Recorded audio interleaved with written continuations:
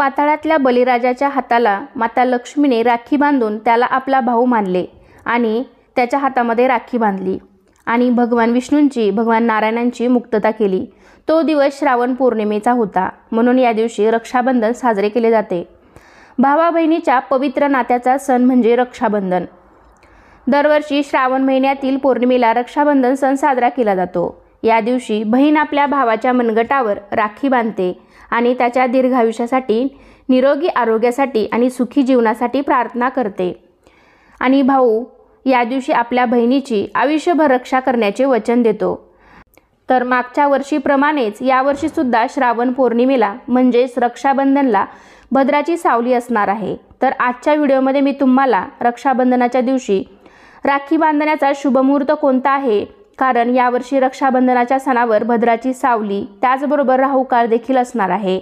त्यामुळे कोणत्या वेळेत राखी बांधणं शुभ ठरेल आणि कोणत्या वेळेमध्ये आपल्याला चुकूनही राखी बांधायची नाही, कारण शुभ मुहूर्तावर भावाला राखी बांधल्यामुळे भावाला लाखो पटीने चांगल्या फळाची प्राप्ती होते, त्याचे कधीच अमंगल होत नाही। त्यामुळे योग्य मुहूर्तावर, शुभ मुहूर्तावर राखी बांधणे गरजेचे आहे।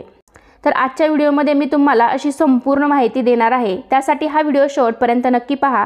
पण त्याआधी तुम्ही आपल्या चॅनलवरती नवीन असाल तर चॅनलला नक्की सबस्क्राईब करा। लगेचच आजच्या व्हिडिओला सुरुवात करूया। तर 19 ऑगस्ट श्रावणातील तिसरा सोमवार आणि या दिवशी यंदाचं रक्षाबंधन आलेलं आहे। तर श्रावण पौर्णिमेची सुरुवात ही रविवारी 18 तारखेला उत्तर रात्री 3:04 होत आहे, ते सोमवारी 19 ऑगस्टला रात्री 11:55 असणार आहे। तर 19 तारखेला पूर्ण दिवसभर पौर्णिमा असल्यामुळे रक्षाबंधन हे यावर्षी 19 ऑगस्टला साजरे केले जाणार आहे। पण यंदा या तिथीवर भद्राची सावली असणार आहे, त्यामुळे धार्मिक मान्यतेनुसार भद्राची छाया असेल तर त्या काळात रक्षाबंधन साजरे केले जात नाही। म्हणजेच भद्रा काळात बहिणींनी भावाच्या मनगटावर राखी बांधू नये असे म्हणतात, कारण भद्राकाळ हा अशुभ मानला जातो। पंचांगानुसार ज्या दिवशी विष्टीकरण असते त्या दिवशी भद्राकाळ असतो। याचा संबंध चंद्राच्या करण आणि राशीतून होणाऱ्या भ्रमणाशी आहे। 19 ऑगस्ट 2024 रोजी विष्टीकरण आहे आणि विष्टीकरणाची सांगता 19 ऑगस्टला दुपारी 1:32 होत आहे।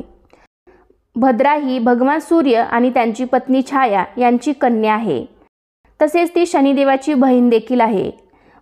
भद्रा काळात राखी बांधली जात नाही, कारण लंकेचा राजा रावणाला भद्रा काळात त्याच्या बहिणीने राखी बांधली होती, तेव्हा त्याचं सर्व काही संपलं। या श्रद्धेच्या आधारे भद्रा काळामध्ये राखी बांधली जात नाही। आणि दुसऱ्या मान्यतेनुसार भद्रा ही शनिदेवाची बहीण आहे आणि शनिदेवाप्रमाणेच भद्रासुद्धा ही स्वभावाने उग्र आहे आणि भद्राला ब्रह्मदेवाने शाप दिला होता की जो कोणी भद्राकाळात कोणतेही शुभ कार्य करेल त्याला त्यात यश मिळणार नाही।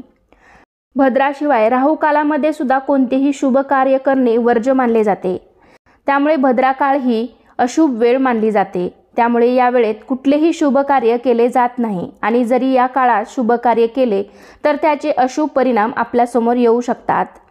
त्यामुळे राखी बांधणे, विवाह, मुंज, वास्तुशांती, गृहप्रवेश, नवीन कार्याचा व्यवसाय शुभारंभ किंवा कोणतेही मंगल कार्य या भद्रा काळात चुकूनही करू नये, कारण यावेळी ही कार्य केल्यास त्याचे शुभ फळ आपल्याला प्राप्त होणार नाही। तर भद्राची सुरुवात ही पौर्णिमा तिथीसह होते, म्हणजेच 19 ऑगस्टला पहाटे 3 वाजल्यापासून ते दुपारी 1:32 भद्रा काळ असणार आहे। त्यामुळे या वेळेमध्ये आपल्याला चुकूनही राखी बांधायची नाही।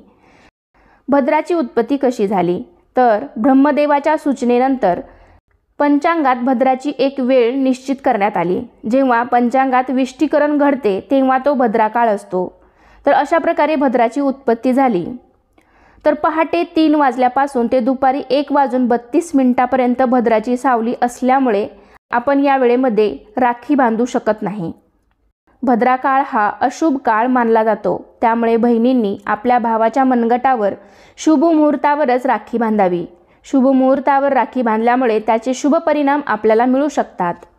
तर मी सांगितले की 1:32 भद्रा काळ आहे, तर मग बरेच जण म्हणतील की 1:32 नंतर मग आम्ही राखी बांधू शकतो का? पण नाही, कारण भद्रा काळ जरी 1:30 वाजता संपत असला तरी सुद्धा या दिवशी राहू काळ सुद्धा आहे।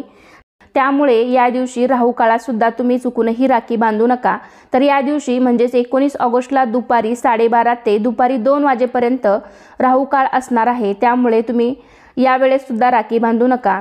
म्हणजेच थोडक्यात सांगायचं झालं तर पहाटे 3 वाजल्यापासून ते दुपारी 2 वाजेपर्यंत तुम्ही राखी बांधण्याचा कार्यक्रम हा करू शकत नाही।